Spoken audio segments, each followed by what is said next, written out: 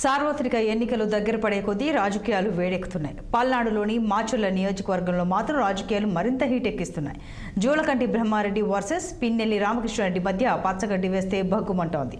పిన్నెల్లి రామకృష్ణారెడ్డి ఇప్పటికే 4 సార్లు ఎమ్మెల్యేగా గెలిచి 5వ సారి హ్యాట్రిక్ కొట్టేందుకు సిద్ధం అవుతుండగా, మరోవైపు ఈసారి మాచర్ల గడ్డపై ఎలాగైనా తెలుగుదేశం పార్టీ జెండా ఎగరవేయాలని వ్యూహాలకు పదును పెడుతున్నారు. మాచర్ల నియోజకవర్గంలో రాజకీయ పరిస్థితులు ఎలా ఉన్నాయి? దీనిపై మరింత సమాచారం మా ప్రతినిధి పవన్ అందిస్తారు. ఎస్సీగా 2024 సార్వత్రిక ఎన్నికల రణరంగం అయితే మాత్రం మొదలైంది. ఇప్పటికే కూడా నువ్వెంత అంటే నేనంత అంటూ కూడా పార్టీ అభ్యర్థులు గెలుపు గుర్రాల్లా కూడా ముందుకు దూసుకెళ్తున్నటువంటి పరిస్థితి కూడా రాష్ట్రంలో కనిపిస్తూ ఉంది. ప్రస్తుతం చూడొచ్చు, ఏదైతే గుంటూరు జిల్లాలోని కొంత హాట్ టాపిక్ గా ఉన్నటువంటి మాచర్ల నియోజకవర్గం అయితే మాత్రం కొంత వేడెక్కుతా ఉంది. మాచర్ల నియోజకవర్గానికి సంబంధించి కూడా ఇప్పటికే జూలకంటి బ్రహ్మానందరెడ్డి, మాచర్ల ప్రస్తుత ఎమ్మెల్యేగా ఉన్నటువంటి పిన్నెల్లి రామకృష్ణారెడ్డి, వీరిద్దరి మధ్య కూడా పోటీ కొంత ఆసక్తిగా నెలకొంది.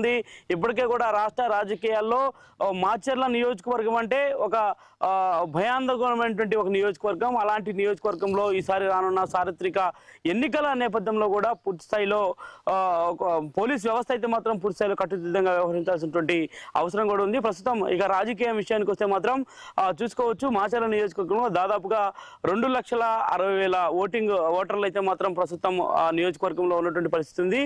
గతంలో ఏదైతే మాచర్ల నియోజకవర్గ ఎమ్మెల్యే పిన్నెల్లి రామకృష్ణారెడ్డి వైఎస్ఆర్ కాంగ్రెస్ పార్టీ అభ్యర్థిగా ఇప్పటికే 4 సార్లు కూడా గెలుపొందడం జరిగింది. 5వ సారి కూడా ఖచ్చితంగా గెలుపొందాలని చెప్పి కూడా ఇప్పటికే వ్యూహాలు రచిస్తా ఉన్నారు. అక్కడ ఆయనకి ప్లస్ గా ఉన్నటువంటి ప్రాంతాలు ఏవైతే మాచర్ల నియోజకవర్గంలో 5 మండలాలు అయితే ఉన్నాయి.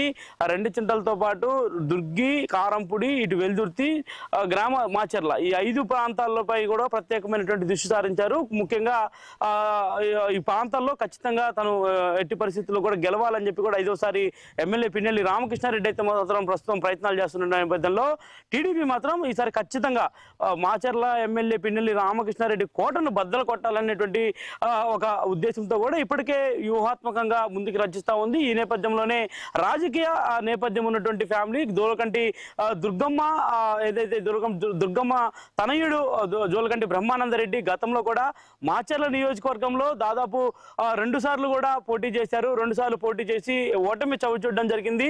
అనంతరం ఆయన రాజకీయాల్లో తిరిగి మరలా అవకాశం లేకపోవడంతో కూడా గుంటూరు మకాం మార్చారు. అయినప్పటికీ కూడా టీడీపీ అధిష్టానం, టీడీపీ అధినేత చంద్రబాబు అయితే మాత్రం తిరిగి మరలా జూలకంటి బ్రహ్మానందరెడ్డిని మాచర్ల నియోజకవర్గానికి పంపించాలనే ఉద్దేశంతో ఆయనను ఇన్ఛార్జిగా నియమించడం జరిగింది.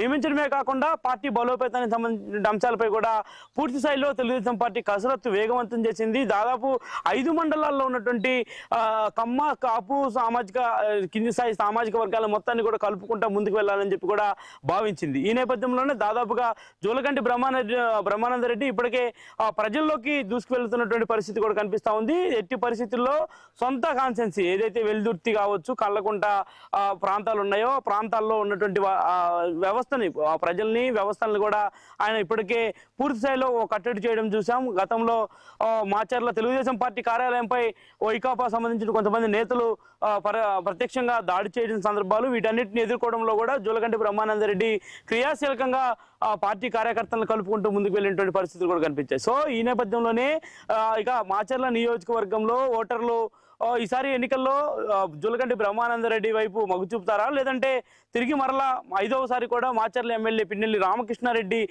పై మక్కువ చూపుతారా అనేది కూడా వేచి చూడాల్సినటువంటి అవసరం అయితే ప్రస్తుతం మాచర్ల నియోజకవర్గంలో కనిపిస్తా ఉంది. కెమెరా పర్సన్ శ్రీరామ్తో పవన్, 6 టీవీ, ఉమ్మడి గుంటూరు జిల్లా. మనీ లాండరింగ్ కేసులో అరెస్ట్ అయిన బి